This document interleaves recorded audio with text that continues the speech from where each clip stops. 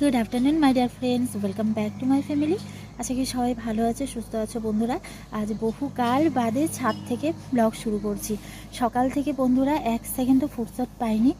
জানোই তো বাড়িতে একটা অনুষ্ঠান হলে কত কাজের ব্যস্ততা থাকে, তার মধ্যে ছোট বাচ্চা আছে আর যে কিনা এতটা চঞ্চল।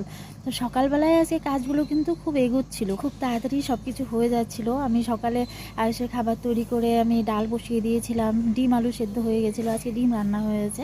তো সব কিছু যখন ভালো মতো এগোচ্ছিলো, আয়ুষকে যখন খাওয়াবো ওই মুহূর্তেই না আমার এই ভাসুর দাদা আর যা এসে, ওরা অনুষ্ঠানে আসতে পারবে না, তাই আজ দেখা করতে এসে। আর আয়ুষ আমার বাড়িতে লোকজন এলে এতই খুশি হয়, উনি তো আনন্দে খাওয়া নাওয়া ছেড়ে দিয়েছেন। ওকে খাওয়াতে আজকে আমার 2 ঘন্টা টাইম লেগেছে, তবু অর্ধেক খাবার বন্ধুরা ফেলে দিয়েছে, কখনো লাথি দিয়ে, কখনো হাত দিয়ে ধাক্কা দিয়ে। এতটাই এক্সাইটেড ছিল, ওদেরকে শেষ পর্যন্ত যেতে দিচ্ছে না। তো এভাবে কোনো মতে ওকে সকালে খাবারটা খাইয়ে তারপর তো ওকে তেল মেখে স্নান করিয়ে দিলাম। শেষ পর্যন্ত আমার শাশুড়ি মাকে রান্নাঘরে ঢুকতে হয়েছে। আমি সব কিছু এগিয়ে রেখেছিলাম, আজকে একটু বাজারে যাওয়ার প্ল্যানিং ছিল। জানি না এখনও মনের মধ্যে ইচ্ছে আছে যেতে পারবো কি না, কারণ বন্ধুরা সকালের খাবারটা এখনও পর্যন্ত খাইনি। আসে পাপা দোকান থেকে কেক এনেছিল, সকালবেলায় ওগুলো একটা মুখে দিয়েছিলাম। স্নান করে এসে যখন ভাত বসিয়েছি তখন শাশুড়িমা বারবার বলছিলেন খেয়ে নাও, এই টাইমে কি খাওয়া যায় বলো। তো আরেকটা কেক মুখে পুড়ে দিয়েছি, এই দিয়েই চলছে। কাজকর্ম তো জানোই কম থাকে না, সব কিছু তো আর ক্যামেরাবন্দি করা সম্ভব হয় না। এতটাই ব্যস্ততার মধ্যে আজকে ছিলাম, আমি রান্নাঘরে ক্যামেরাটা নিতেই পারিনি, এমনই পরিস্থিতি ছিল। যাই হোক, মা ডিমের ঝোলটা করেছেন, ডালটা ফোড়ন দিয়েছেন, আমি তারপর সব কিছু পরিষ্কার পরিচ্ছন্ন করে ভাতটা রেডি করে তারপর তাড়াতাড়ি স্নান করেছি। এবার ভাতটা এখনও উতলোয়নি, তো গ্যাসটা একটু কম করিয়ে রেখে এসেছি। ভাবলাম জামা কাপড়গুলো তুলে নিই, একটু বাদেই কুয়াশা পড়তে শুরু করবে, এত কষ্ট করে জামা কাপড়গুলো শুকানো। মাঝখানে কিন্তু 2-3 বার ছাদে এসেছিলাম, কেন বলো তো, আয়ুষের ভারী কাপড়গুলোকে উল্টে পাল্টে দিতে। আর কালকে ওই যে কাপড়গুলো ভিজিয়ে রাখাতে সুবিধা হয়েছে, আজকে খুব সকালে মামি এসে কাপড়গুলো কেচে দিয়েছে। এই হেল্পটা আমার অনেক বড় হয়েছে, তো যার জন্য মানে আমার জানটা রক্ষা পেয়েছে আর কি। তা না হলে তো এই কাপড়গুলো আমাকেই কাচতে হতো, এত ব্যস্ততার মধ্যেও বাচ্চার কাপড় তো আর রাখা যায় না। তো এখন বেশিরভাগ কাপড়ই শুকিয়ে গেছে, কাপড়গুলো তুলে নিয়ে যাচ্ছি। যেগুলো অল্প ভেজা আছে এগুলো এখন মানে যে কোনো একটা জায়গায় রাখা যাবে। আর ঘরে বন্ধুরা আমি ওই যে মানে 2-3 দিনের কাপড় কাল শুকিয়েছি, ওগুলো একটাও ভাঁজ করার সুযোগ পাইনি। জানি না বন্ধুরা কিভাবে কি হবে। তো চলো বেশিক্ষণ আর কথা বললাম না, এখন জামা কাপড়গুলো সব তুলে নিচ্ছি। হ্যাঁ, প্রায় শুকিয়ে গেছে সবগুলোই, যেগুলো বেশি মোটা এগুলো একটু ভেজা আছে। চুলটা ছেড়ে রেখেছি বন্ধুরা, ছাদের মৃদু রোদে চুলটা শুকিয়ে যাবে, সারাদিন তো খোপা অবস্থাতেই থাকে।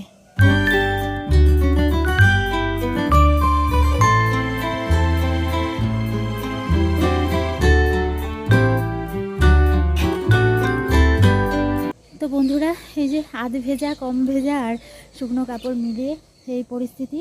কিছু আগেরও ছিল আর কিছু আজকে কাঁচা হয়েছে। এবার এগুলো নিয়ে যাচ্ছি নিচে, এগুলো আপাতত নিয়ে জমা করে রেখে রান্নাঘরে ঢুকবো। তারপর রাতের বেলায় যদি সময় পাই ভাঁজ করবো, যদি না সময় বের করতেই হবে। আর উঠোনে দেখো বন্ধুরা প্যান্ডেলের কাজ হচ্ছে।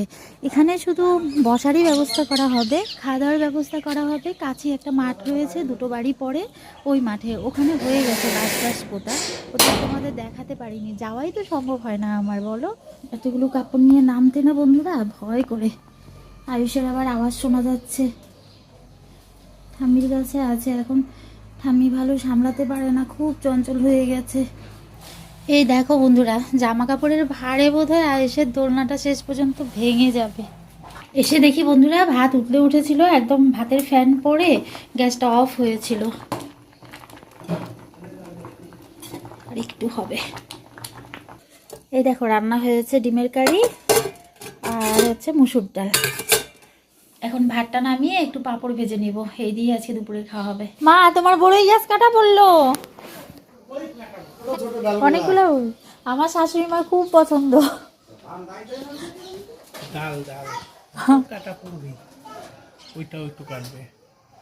মার জন্যই এই গাছটা রাখা যত্ন সহকারে, নাহলে কাইটা ফেলতে চায়। উঠানে রাখতে হয় না, আমার বাবা না বলতো। আরেকটা গাছ উঠলে পরে এটা কাটাবো।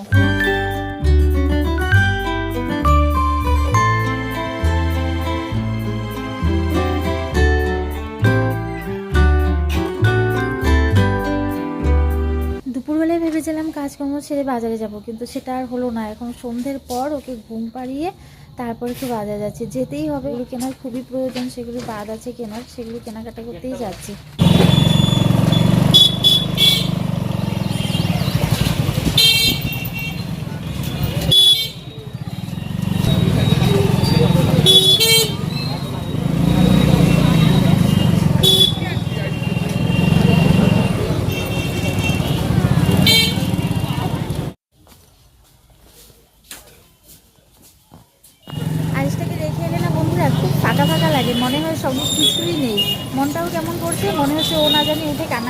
হয়েছে। তো প্রথমে ছিল আমার কিছু কসমেটিক্স কেনার, ওগুলো তো তাড়াতাড়ি হয়ে গেছে। তারপরে ওর জন্য না একটা ফ্যান্সি ড্রেস কিনলাম, মানে ওকেশন পারপাসে পরার জন্য আর কি, 15 তারিখের জন্য। প্রথমে একটা দোকানে ঢুকেছি, ওখানে পাইনি। তারপর আবার সেকেন্ড দোকানে ঢুকে ওখানে একটা পছন্দ মতো খুব সুন্দর ড্রেস পেয়েছি, ওটাই নিয়ে নিলাম। আয়েশের পাপা বিল করছে, আমি এসে এই ফাঁকে একটু তোমাদের সঙ্গে কথা বলে নিচ্ছি বন্ধুরা। তো ড্রেসটা বাড়ি গিয়ে দেখাবো, খুব সুন্দর ড্রেসটা। আমাদের এতটাই ব্যাড লাগ, বাড়ির সামনে এসে ওয়েট করতে হয়েছে।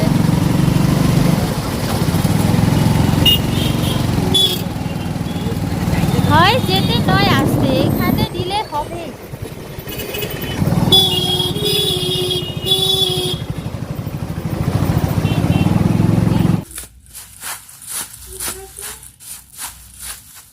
আয়েশের পাপার বন্ধুরা শখ কম নেই, আমাকে বলে কি কিছু খেয়ে আসতে ওখান থেকে, মানে বড় বাজার থেকে। এদিকে আমি ফোন করেছি শাশুড়িমার ফোনে, তো আয়ুষ ফোনে আমার কথা শুনেছে, হাসছিল, মানে ঘুম ভেঙে গেছিলো ওর। আমরা পৌঁছতেই নাকি ওর ঘুম ভেঙে গেছিলো। কোনো মতে কেনাকাটা করে ছুটে এসেছি, এসে ওকে একটু টিফিন করালাম, করিয়ে টরিয়ে এখন রেখে এসেছি, বাবার সঙ্গে খেলছে। আর আমি একটু মুড়ি মেখে নিলাম, আমার তো জানোই মুড়ি অত্যন্ত পছন্দের।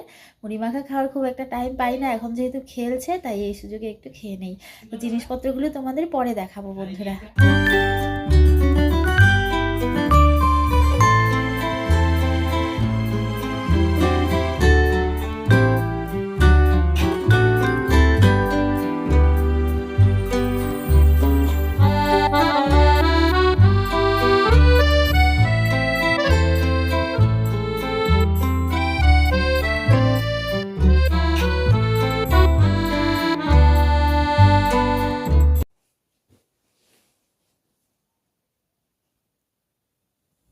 Good morning my dear friends.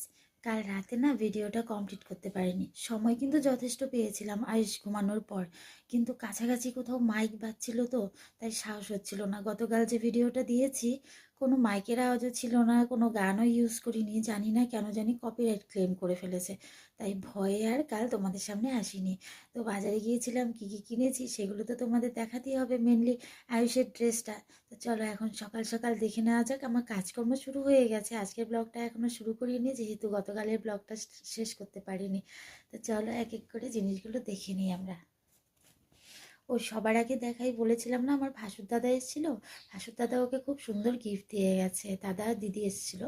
তো চলো ওটাই আগে দেখাই। দেখো একটা কি সুন্দর খেলনা দিয়েছে।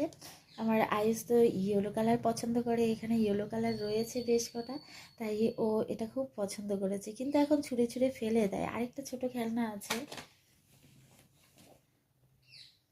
এই যে দেখো, এটাতে লাইট জ্বলে, এটাও ওর খুব পছন্দ হয়েছে। তো এবার দেখাচ্ছি ওরা একটা খুব সুন্দর, কি গো,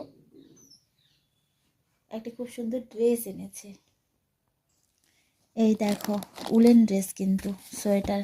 খুবই আস্তে কথা বলতে হচ্ছে, এবার যদি কচর মচর আওয়াজে আয়ুষ উঠে পড়ে।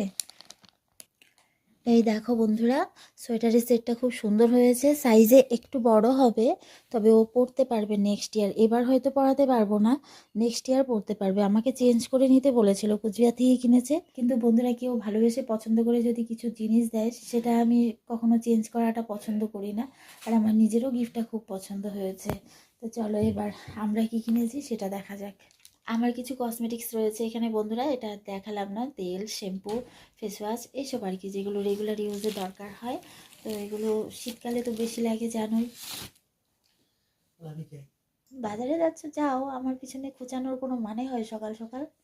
আইসে পাপা যাবে বাজারে, আমার ব্লগ করা দেখে পিঞ্চ করছে ওখান থেকে। কত যে অত্যাচার সহ্য করতে হয়, কত যে রিডিকিউল সহ্য করতে হয় এই ব্লগ করি বলে, কিন্তু দুঃখ এক জায়গায়, ভিউজ হয় না। যদি ভিউজ থাকতো, তোমরা যদি ভালোবাসতে আমাকে, তাহলে হয়তো কেউ এভাবে রিডিকিউল করতে পারতো না। তো চলো এবার সবচেয়ে কিউট জিনিসটা দেখে নেওয়া যাক। আয়ুষের একটা টুপি নিয়েছি বন্ধুরা, ওর তো ইয়েলো কালার পছন্দ, তাই কোনো কিছু কিনতে গেলে আমার ইয়েলোটাই চোখে পড়ে। যাও নাই এখনো?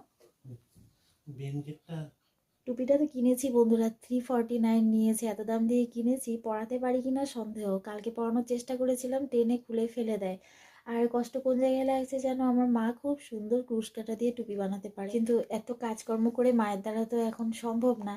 তাই এই জিনিসটা কিনে আনতে খুব কষ্ট হয়েছে। যদি মাকে একটু টাইম দিতে পারতাম তাহলে এর চাইতে অনেক সুন্দর টুপি মা ওকে বানিয়ে দিতে পারতো। এই দেখো বন্ধুরা, অনুষ্ঠানের রাতে আয়েশ পাপার জন্য কি ড্রেস কিনেছি।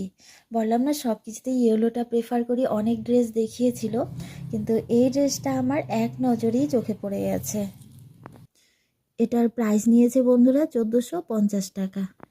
মা বাবা হিসেবে বন্ধুরা আয়েশের জন্য কেনা এটা হচ্ছে আমাদের সবচাইতে দামি ড্রেস। কেমন লাগবে বলো তো এই ড্রেসটা আয়েশ পাপাকে পরলে? এটাও সামান্য বড় সাইজের কিনেছি, কারণ ভেতরে আমি শীতের কাপড়টা পরাবো, ওপরে পরাবো এটা। তাছাড়া এত দামের ড্রেস অন্তত 6 মাস তো পরবে, তাই হচ্ছে একটু বড় মাপেরই কিনেছি। তো বন্ধুরা এই ব্লগটা এখানেই শেষ করলাম। আপাতত মাথায় একটু তেল মাখবো, মাথায় তেল না দিয়ে একদম আমি থাকতে পারি না, কিন্তু 3-4 দিন থেকে না আমার তেল শেষ হয়ে গেছে, শুধু কিনে আনার জন্য পারছিলাম না। তো বন্ধুরা ভিডিওটা ভালো লেগে থাকলে প্লিজ আমার পাশে থেকো, আমাকে একটু এগিয়ে নিয়ে যেও। আবার নেক্সট ভিডিওতে দেখা হচ্ছে। সবাই ভালো থেকো, সুস্থ থেকো, টাটা, বাই বাই।